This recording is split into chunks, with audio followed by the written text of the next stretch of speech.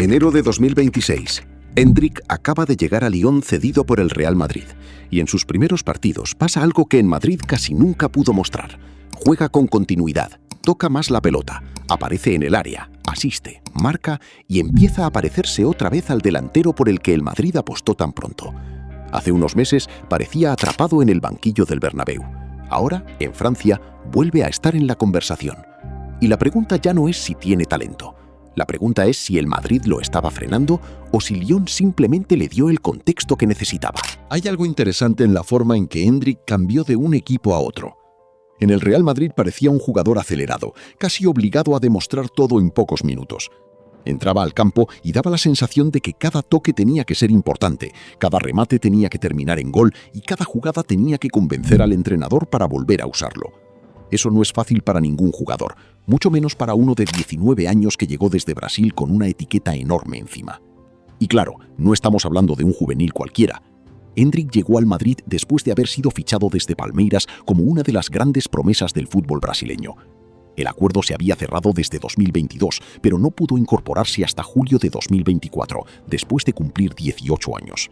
Llegó con nombre, con presión, con selección brasileña encima y con la idea de que podía ser uno de los delanteros del futuro del club.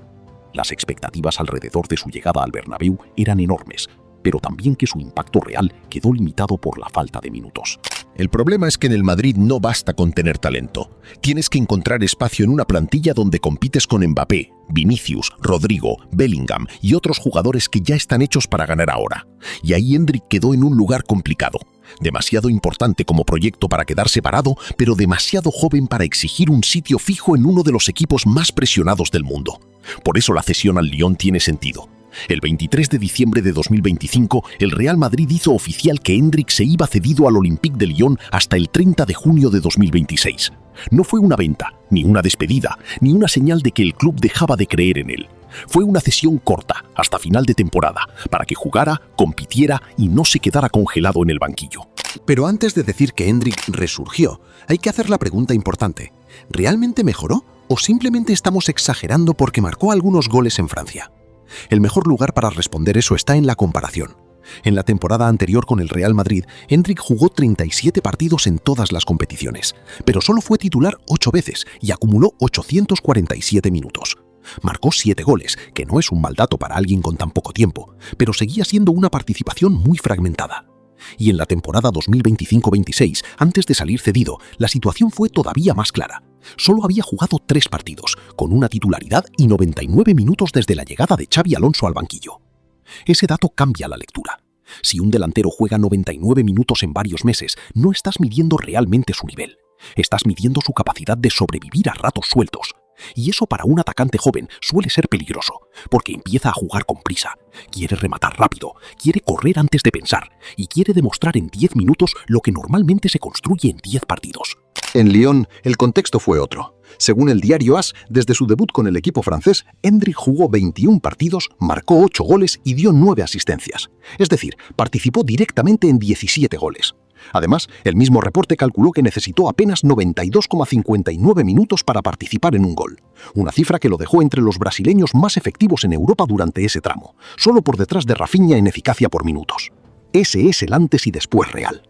En Madrid, 99 minutos en el inicio de temporada y una sensación de jugador bloqueado. En Lyon, 21 partidos, 17 participaciones directas de gol y un rol mucho más claro. La diferencia no está solo en la liga o en el nivel del rival. La diferencia está en que por fin tuvo continuidad. Y cuando observas cómo juega, se entiende mejor por qué esa continuidad cambió tanto su rendimiento.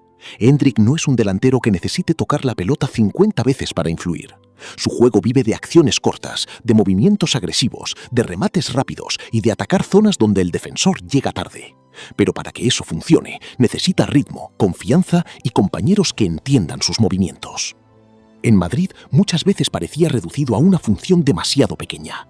Entrar, buscar una ocasión, rematar y esperar. En Lyon se vio algo más completo. No fue solo un 9 esperando centros. Muchas veces apareció partiendo desde la derecha, atacando hacia adentro con la zurda, combinando con los mediapuntas y llegando al área desde una segunda acción.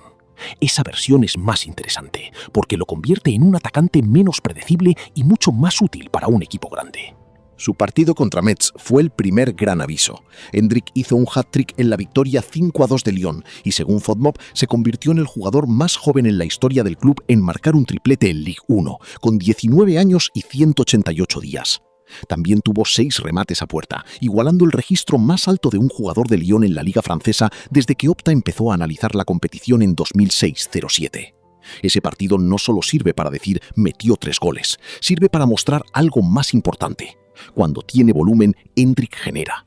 Si remata más, aparece más. Si juega más, se mete más veces en situaciones de gol. En Madrid no era que no tuviera instinto, era que casi nunca estaba el tiempo suficiente en el partido para que ese instinto apareciera de forma natural. Después llegó el partido contra PSG, y ahí la historia se hizo más seria. En el Parque de los Príncipes, Lyon ganó 2-1 y Hendrik fue protagonista desde el primer tiempo. Marcó el 1-0 al minuto 6 y asistió a Afonso Moreira para el 2-0 al minuto 18. No fue contra un rival menor, no fue en un partido escondido, fue contra el equipo más fuerte de Francia, en una noche donde Lyon necesitaba puntos importantes para mantenerse arriba en la tabla. Ese tipo de actuación pesa, porque separa la buena racha del impacto real. Un joven puede hacer goles contra equipos pequeños y aún así dejar dudas. Pero cuando marca y asiste contra PSG, la conversación cambia. Ya no se trata solo de confianza, se trata de demostrar que puede aparecer en escenarios grandes. Ahora bien, tampoco hay que vender una historia falsa. Hendrik no llegó a Lyon y se convirtió automáticamente en un delantero perfecto. Todavía tiene cosas que mejorar. A veces sigue decidiendo demasiado rápido. A veces busca el remate antes de elegir la mejor opción. Y todavía está aprendiendo a manejar partidos donde el rival lo espera con más atención. Pero esa es precisamente la diferencia. En Lyon pudo aprender jugando. Ese punto es clave. En el Real Madrid, cada error se ve más grande. Si falla una ocasión, se habla de si está preparado. Si pierde una pelota, se dice que todavía está verde. Si no marca en pocos minutos, parece que no aprovechó su oportunidad. En Lyon, en cambio, pudo fallar, seguir jugando y volver a intentarlo. Para un delantero joven, eso cambia todo. La mejora de Hendrik no se explica solo por los goles, se explica por la forma en que empezó a participar en más partes del ataque. Las 9 asistencias que recoge el diario AS son importantes porque muestran que no solo estuvo finalizando jugadas, también empezó a hacer mejores elecciones cerca del área. Si el dato fueran 8 goles y 0 asistencias, podríamos decir que solo encontró remates. Pero cuando suma goles y asistencias, la lectura es más amplia. Está entendiendo mejor cuándo terminar y cuándo soltar la pelota. Ahí está el cambio real. En Madrid parecía un jugador tratando de justificar su presencia. En Lyon empezó a parecer un jugador integrado en un sistema. Y eso no significa que Lyon sea más grande que Madrid, obviamente no. Significa que Lyon le dio algo que el Madrid no podía darle en ese momento: minutos, rol y margen. Entonces llega la pregunta que realmente importa para el futuro. ¿Debe volver al Real Madrid la próxima temporada? La respuesta depende menos de Hendrik y más del Madrid.